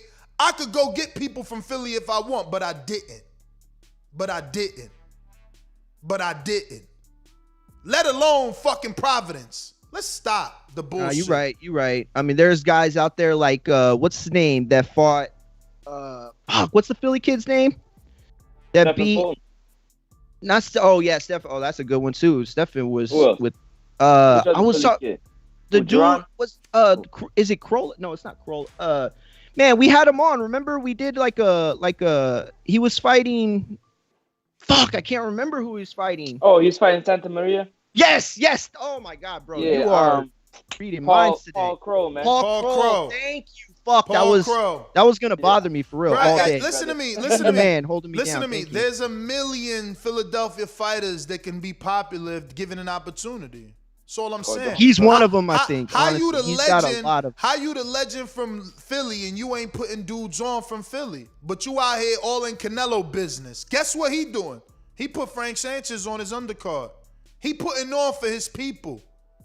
Come on, man. Stop checking people, man. That's why that phrase was invented. You shouldn't throw stones if you live in a glass house. And if you got a glass jaw, you should watch your mouth, because I'll break your face. Fuck out of here. And your heart. Yeah. And your heart. The UK man who tried shit get banged. And your heart and your feelings. I don't give a fuck about your favorite fighter. If he being a hypocrite, he being a hypocrite. Come on, Jeezy made the song, I put on for my city, on for my city, I put on for my city. That was the anthem. What the fuck is Lil B-Hop doing? He took the name and he ran with it. He putting on for his city. He already, as an interim champion, is already giving other fighters under him opportunities on TV cards. Rajan Chance is one of those. So let's stop. When you got the power, you got the power. Do you want to use your power, or are you trying to use your power to now shame someone that you was getting rich off? Come on, man. I'm not going to let you slide. No. Antonio in Albany, what up?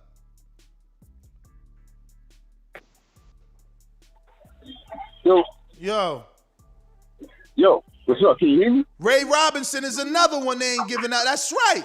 Come on, dozens and dozens and dozens and dozens. Yeah, we hear you. I hear you. I'm just on one, man. I'm on one. Dozens of Philadelphia fighters. Bro. Yo, man, listen, man. I was hyped as you. I'm Puerto Rican, man, but every time there's a Dominican boxer out there that they push it, I get hyped just because, I love Dominicans too, man. But other than that, man, he fucking disappointed me, man. He didn't want to fight at all. Brother. It is what it is, man. You know who the fucking best Dominican fighter out there right now is? Fucking Javier Fortuna. Hands down. Ain't no Dominican right now fucking with him. He's accomplished more. He's still fighting. And other than that, man, good show. But anyway, yo, real quick, what was the topic about? About fucking B-Hop acting like a hypocrite. Oh yeah, yo, listen, bro. Listen, man. If you don't see the fucking, yo, I can see right through him, bro. He's mad. He over here with De La Hoya and shit. I'm sure De La Hoya's in his ear, telling him to say things about Canelo and so forth, man. They fucking jealous. They hating on Canelo. If you don't see that shit, man, then I don't know what you see, man. Other than that, man, good show. Ray Charles see that shit, man. Yo, we going out to Essex, man. What up? I mean. Just like the king is what I mean. The king is what I mean.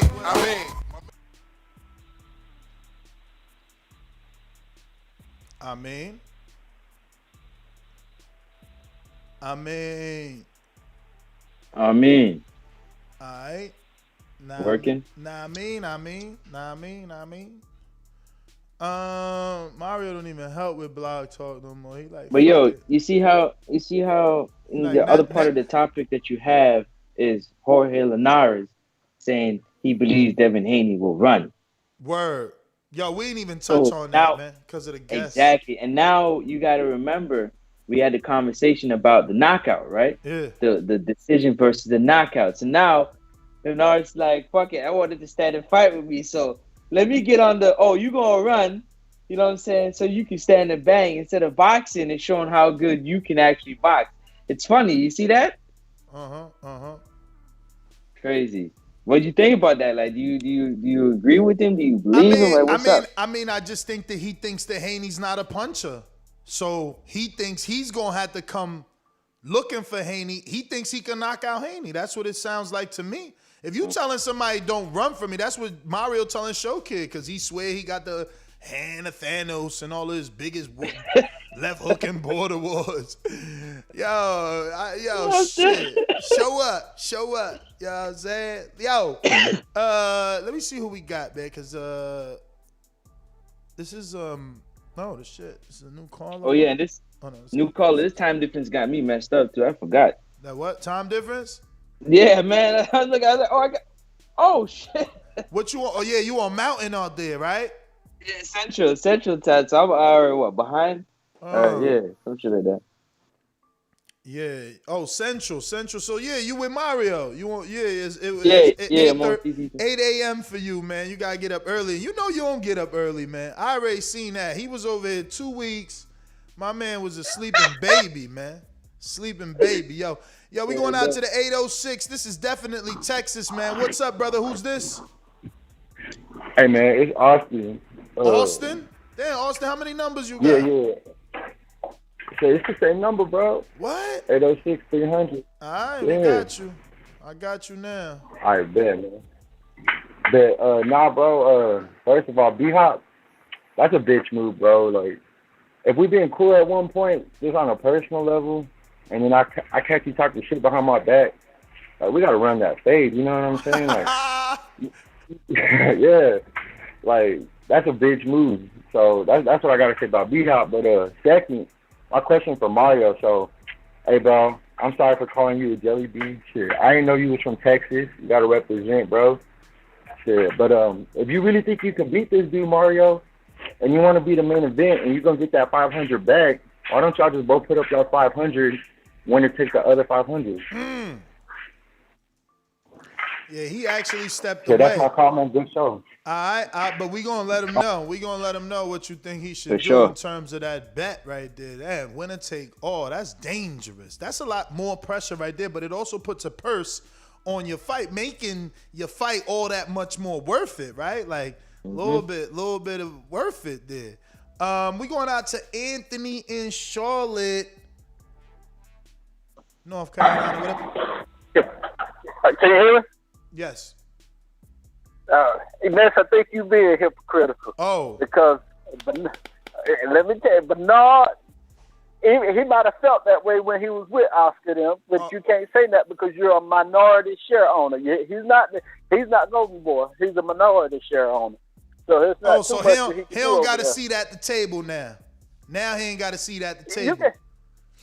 You can have a seat at the table, but not have no decision power, no power for decision. So you can't sign people either, huh?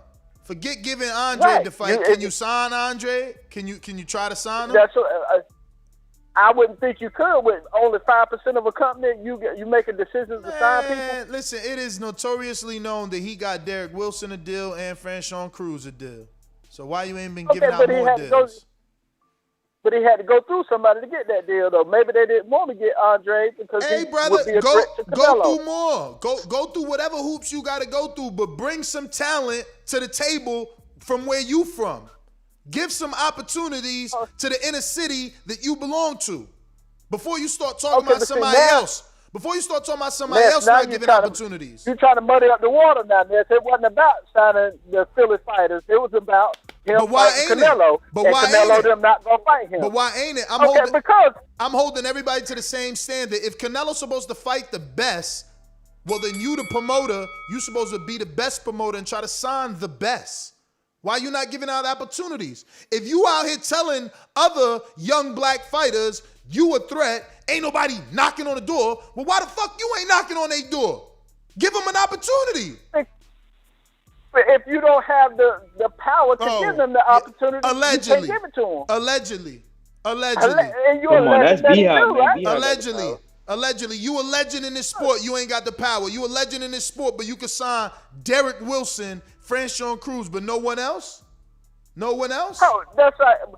Michael Jordan had stock with Washington Wizards, but he didn't make no decisions. They got rid of his ass because he wasn't a majority owner. He was a minority owner. B-Hop is the face of Golden Boy along with Oscar, man. If you think he ain't got no power, he need to come out and say he ain't got no power then. Come out and say you ain't got no power then. Stop perpetrating the fraud. You ain't got no say. You out perpetrating the fraud, telling everybody you a promoter. If you a promoter, sign somebody. Because Stephen Fulton, damn. What? You ain't never heard of him? I mean, what? Jerron Ennis, he ain't never heard of him? Paul Crow, he ain't never heard of him? What's going on? There's dozens. Darmani Rock was there. There's dozens and dozens and dozens of dudes out there with talent. Like, what are we talking about? What are we talking about? Steven Ortiz is there. Get a co-promotion going with Lou DiBella. He ain't getting him on TV every day. Didn't he just beat my man who was undefeated on PBC? JT boy? Like, what's going on? Stephen Fulton is there. Know what I'm saying? What's going on? Somebody tell me. Like, nah, man. People just like pick and choose what they like to hear. Hawk, Maryland. Yo, what's up, fam? How y'all doing today? Yeah. What's up? Good. Yeah, I saw that. I actually sent you a tag chat about that fight over the weekend. The Elvis joint, man.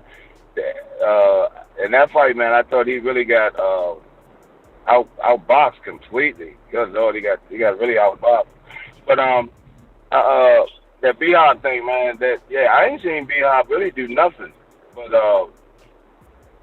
talk. I ain't like that what he said about he waits till after he leaves Canelo to go holler at Andrade.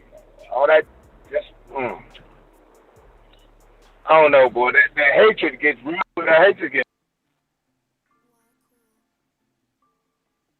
Hawk, you must have muted yourself.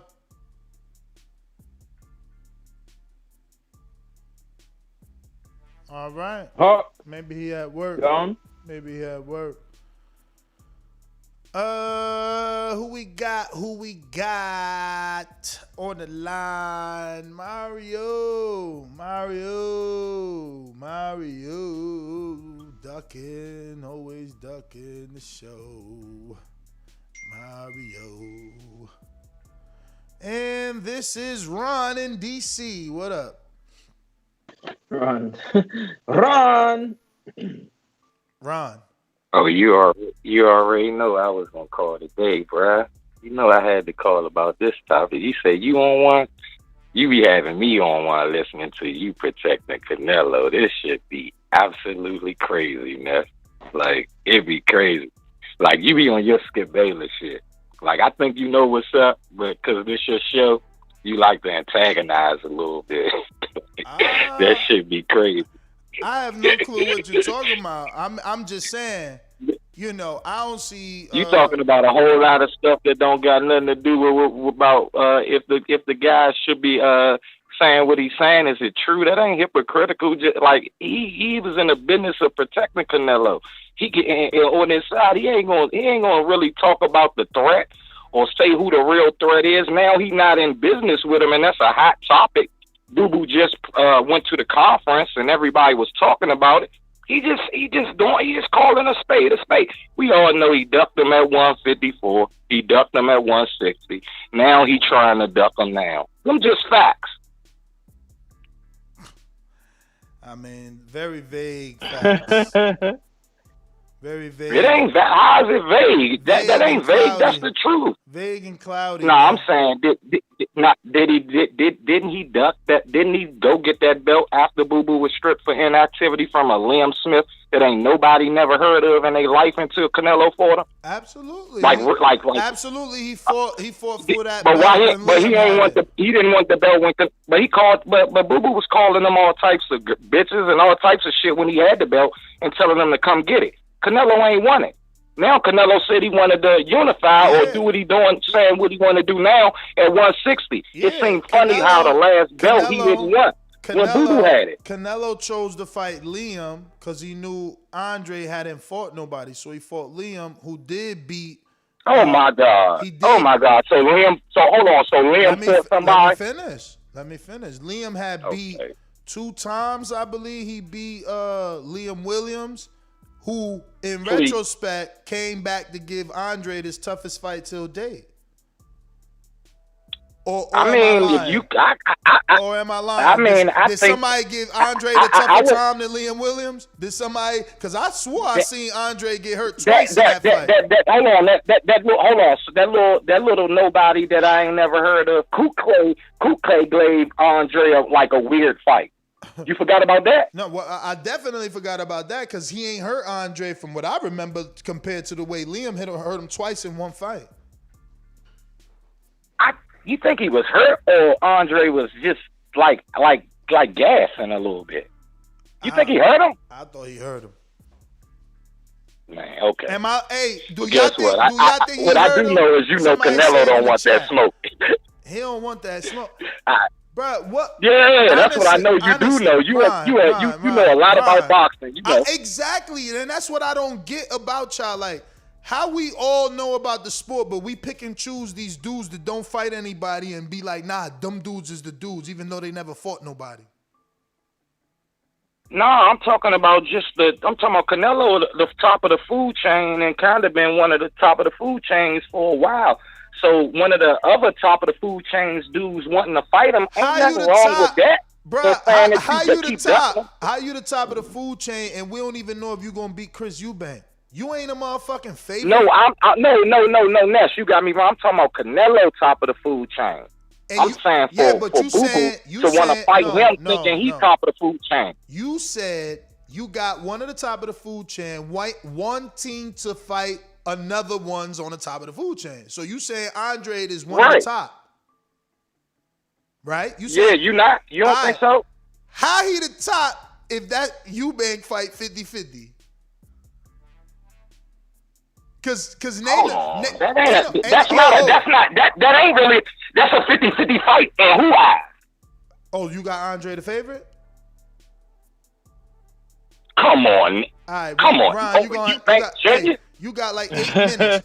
You got like 8 minutes. You're going to have to pay for more time. Let me remind y'all one more time. Chris Eubank is a Let me go to his name on Boxer so I can just show y'all better than I can tell you. Because yesterday, y'all obviously did not hear me, man. Y'all obviously did not hear me. Y'all out here tripping. And y'all out here underestimating Eubank Jr., who has more pedigree than Andre. All right. And from what I'm seeing, he started his career at 165 pounds. He's never fought under 160. Andre started his career at 54. When Andre was still fighting at 54, not a champion, my man was already beating up Reginald Quinlan for the IBO at 68.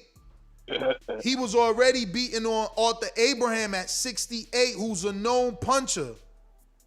Like, y'all tripping, man. You tripping right now.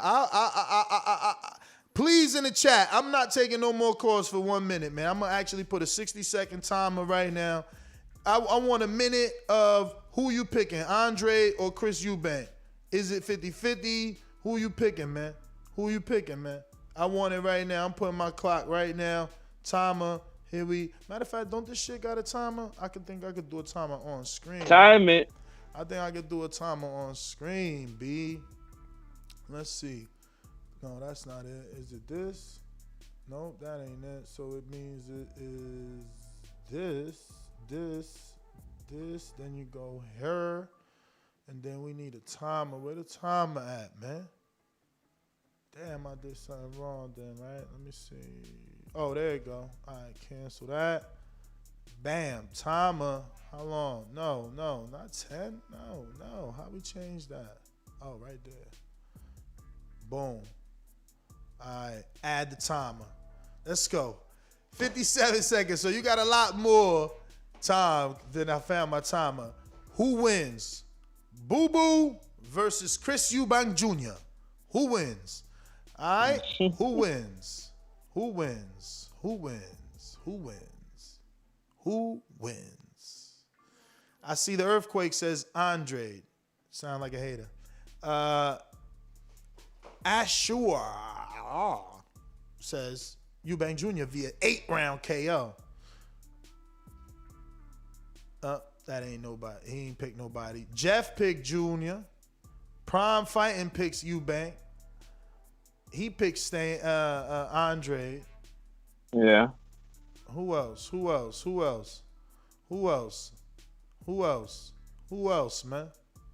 Who else, man? London Runs Boxing. You really picking Andrade? Okay. Look at that. My man said a draw. Look at that. This guy, JC, says Andrade. Majid, Andrade. The Brotherhood, Andrade. Annie says Liam Smith has a better resume than Boo Boo. Uh-oh. Ito, man, y'all got to help Andrade get a fight because he ain't it. That's it. Andre 7030 says Ryan O'Rourke. Machine Gun, Eubank. He says Eubank. This one says Boo Boo. And by this one, I mean Vicious says Eubank. And Eric says Boo Boo. Eric Grimy says Eubank. Eubank, another one says Edgy. Kaz says Andre. All I'm saying is it seems pretty split, man. I ain't got to do it no more. Like, look, another Eubank, another Andre. Another Eubank by stoppage. Another Eubank by late stoppage. Look, like people, they split. This one says Boo Boo easy work. This one says Eubank. Look, both Smith and Andre are trash level. Whoa, GB Guthrie, you're wildin'. Look, this one says 50-50. Let's stop it. Look, Andre hasn't shown me anything yet. Look, man, Eubank by destruction, Roy Jones style. Yo, let's go, man. Draw, Eubank. Come on, man. Eubank. Look at this. Eubank. Come on, man. I ain't even doing no more, man. Y'all don't know boxing, man. Ron, man, get your shit together, man. You're gonna be all right, though. This the school. This the hard knocks right here, man. This the school, man. School where you learn. Where you learn the real, man. Come on, man. That boy a natural 160-something pounder, man. Now he training with Roy in Pensacola, Florida out here, man. Hitting dudes getting that jab right. Hitting dudes with triple left hooks, man. And I want Andre to show me what y'all say he is. Smoke this dude's boots. Don't make it close. Don't make it a tight fight. Don't make it look like Canelo Lara. Because that's the fight people think Canelo lost. So don't be that tight. Don't be tight. Drew, East LA, what up? Drew. Yo, what up? What up, TBV? What's good? Yo, I got a two-parter. I'll keep it quick. Yo, Mario, man, you got to quit looking for shortcuts, bro. You want to get this win? You're over here talking about, oh, I discovered the heating pad. It helps me sleep better. The last time it was the hip thrust. That was the secret weapon. Come on, man. You want to get this win? You got to go old school, man. Put your feet to the road. Put in that road work. Get that cardio up. My second part is a question of TBV. Yo, how improbable do you think it is if Teofimo he gets by Cambroso, then he unifies or he undisputes with Haney, and then he undisputes by beating Taylor in the next 3 fights, becoming a 2-time undisputed champ? How improbable is that if you take politics and put it aside? That's my call. I'm out. All right. All right. Tree fry, man. Tree fry. Oh, man. Yes, sir. Oh, man. What the fridge? Soon as the footage came out.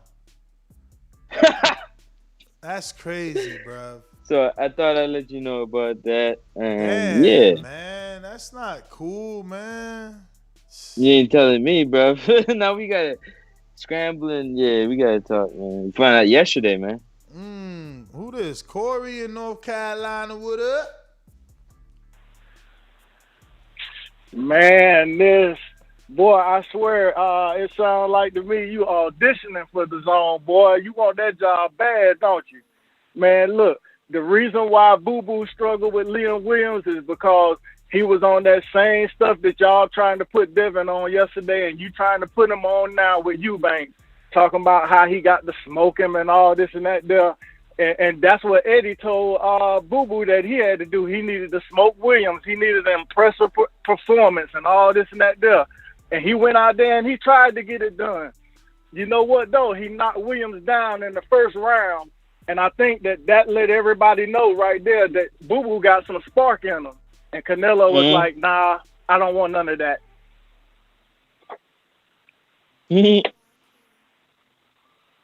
That's how they feel. That's it? That's it? That's all you got? Yeah, that's it. That's it. That's it, man. All right, that's man. it. We'll be good, Canelo man. don't want none Appreciate of that. the call. He don't want none of that pop. All right? Huh? All right. He said I ain't Canelo hear don't want. He said Canelo don't want none of that pop. Oh. That's what he said. Yeah, I think so. Now that you said I it, mean, it but sound like what pop was that? Because like Andrade puts you down and then slows down. He's like, yo, I got a knockdown. Now I'm coasting. People still putting Eubank, by the way. Yeah? Yeah. They still saying 50-50, man. What's up with that?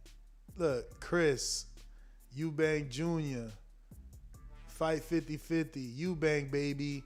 Chris, Andrade, draw, hater. Andrade, you picking Andrade too, Ness. Eubank. Look, still coming in, bruh. Super chat, Donald says, y'all can't argue with narrative Ness. He's the head of Canelo security. It's his job to protect Canelo. We all know that the excuses never stop. It's hilarious, man. I wish, we just treated everyone equally, man. You know. That's all, man. Equal treatment for everybody. Eubank. You know what, man? I know what I gotta do. When the haters in full effect, I know what time it is, man. I know what I need. What must be done. Payday, you want payday. I know that. Payday, you want payday. I know that. Payday, you want payday. Yo, can I get a rap, Justo? Where you at, man? You want payday. Put this over I a know beat. that.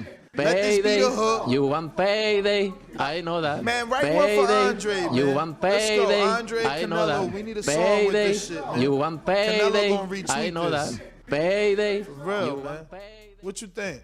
That's a hit? iTunes worthy? Boom. No. Nah, from Justo, he can't. Man, Justo can put that shit together. You gotta add. Get the more fuck out of stuff here, like, man. Yeah, you go. You gotta add that. Get the fuck out of here. Get the fuck out of here. Lance in Ohio. What up? Hey, yo, what's poppin', man? How y'all doing this morning? All good, brother. How are you? Yeah. Man, life is good. Look, I just wanted to call in, get my perspective real quick, because I feel like it might be unique in this situation. So, like, first off, I think B-Hop is a great, awesome, underrated fighter. He's a dirty, nasty, slimy, greasy businessman, which is how you want your promoter to be. But here's the real issue. It's not with what B-Hop said. It's with what Andrade is doing. Boxing is tribal, and nobody really wants to discuss this. Like, Canelo has beaten all of the great Latino fighters around him. He beats them all. He's become the number one Latino fighter. The reason he fights these British guys is these British guys have beaten all the other British guys around them to elevate themselves and get the country behind them. Andrade needs to fight Jacobs and Charlo to become the number one Black American fighter in his area, and that's how you get the big fights. Is you have to take risks. It's a sport still. It's a business, but it's a sport, and you have to win. The lower level, B level fights before you get an A level fight, and Andrade hasn't done that yet. Yep. He needs that fight, man. Get this Eubank fight, and the world is gonna be right behind you, man. Stunner, what up? Yo, what's good, Ness? What up? Hey, yo. What's up? Yo, I see what you're trying to do, so I'm going to go ahead and deconstruct it. All right. All right, first and foremost, when we talk about Jamal Charlo, when we talk about Demetrius Andrade, when we talk about Chris Eubank, we're talking about 3 Black guys who are taller, have longer arms, and are more explosive than Canelo Alvarez. That's fact. Number 2, I see that you're trying to use Eubank to distract everybody, so let me put something in perspective. Canelo Alvarez just fought Avni Yildirim. Yep. A guy that Eubank destroyed and did a better job with than Canelo. I don't think so. He got hit. Canelo didn't. I mean, the effort is a little bit questionable, but that aside, I mean, why did Canelo try to fight a guy that Eubank already beat? Why didn't he try to fight Eubank? I mean, he didn't try to fight a guy. That's who the WBC had in position because of the WBC stuff. Just like it's not Devin Haney's fault that Lomachenko got franchised. It's not Charlo's fault that Canelo got franchised. It's just the WBC stuff. Stop trying to put blame on Canelo. He got nothing to do with the WBC's stuff. Look, man, to wrap it all up, I think Canelo would get beat by Chris Eubank Jr., Charlo, and Demetrius Andrade, and I think he's scared to fight them. And I don't think you'll be seeing Canelo get in the ring with any of the guys mentioned within the next. Let's go use their names and fight. That's funny. He's scared of them. So what are they scared of him then? If he's scared of them, because he's fighting real people with real names. Like, are you excited for Juan Montiel Moncisa? Because I didn't hear you call in and talk about that. I mean, are you hype? How's camp going for Juan Montiel? Or was the biggest thing mentioned or promoted on Montiel, was it Andre trolling him? On Twitter, calling some random dude at the gym Montiel. I mean, you gotta help us. How is Canelo ducking 3 fighters that are ducking each other? Why Charlo was supposed to give Chris Eubank a shot. That's what he signed to PBC for. What happened? What happened? I said, what happened? Why was he fighting other dudes and not Charlo? What happened to all those motherfucking boxing scene articles about him getting a shot at the WBC champ Charlo? What happened? What happened? You guys give a pass if you black, huh? It's like, oh, he black, so nah, he ain't got to fight Charlo. Charlo could say Andre will never get a shot, and it's okay. Canelo says you never getting a shot, you're a horrible fighter, and he's ducking. He's ducking Andre. Charlo says that he ain't ducking Andre. What in the fuck is going on in America? What's going on in America, man? I swear to God, these dudes is trippy. Supreme Tax says, just listen to the playback. That Show Kid versus Mario got me hype. Who's the A side? I like the energy. I like this energy you bring, Mario. And Andre, the favorite. Versus who? Eubank? I don't know. Jaime Nieto says, these callers pick and choose. If this was B-Hop talking to Bud in this situation about not getting the Spence fight, they defend Earl. Hilarious. Of course they would. They would say Earl's fighting a legend. What's Bud doing? Come on, man. Rich Mendez says, even if Ness protects Canelo, that's one guy in every 100 that does. Haters outnumber the supporters, yet haters think that I guess he meant to say boo, not boo-boo, like boo, and Andrade are better. Really? Enough said. Well, wait, did he mean someone else? Who's Bobo? So maybe it's not Boo-Boo, it's Bobo and Andrade? Who's Bobo? Or is he calling Charlo? Bobo? Is he calling Charlo like a clown? Bobo? Maybe. He's trying to call Charlo a clown? What the hell, Rich Mendez? We got Machine Gun in Texas that says, Boo-Boo is a front runner after 4 rounds he gasses. Front runner after 4 rounds he gasses each time. Eubank Jr. pressure him the whole fight with real power, not 154 power. Yep. Real power. I mean, it's a real fight, man. Give us that Andre fight. Somebody got to talk to Eddie and find out what's the update. Somebody got to find out what's the update, because Eddie going to tell you, Eubank didn't take the fight. What's the update, man? Give me my update, man. They said they was interested. Everybody's excited for that fight, and they picking Andre. That's crazy. They said they was interested. What's up with that, man? Let me get that fight. But yo, Ness GTO, Instagram and Twitter. Catch us on the next one. Peace. Yeah, you already know, man. Next up, Sports Talk, NEXUP Sports Talk. You can catch me at the Weigh-In Boxing on IG and the Weigh-In on YouTube, man. Shout out to my loaded saver for another one, because without him, hold on, none of this would be possible. Go ahead. I just remember that Charlo don't want to fight Benavidez, and they ain't making no videos about him ducking Benavidez. Benavidez out here saying he want that fight left and right. Yo, I'm out, man. Get y'all shit together, bruvs. Let's be even Steven, man. Fair treatment, man, around the board. Later. Peace.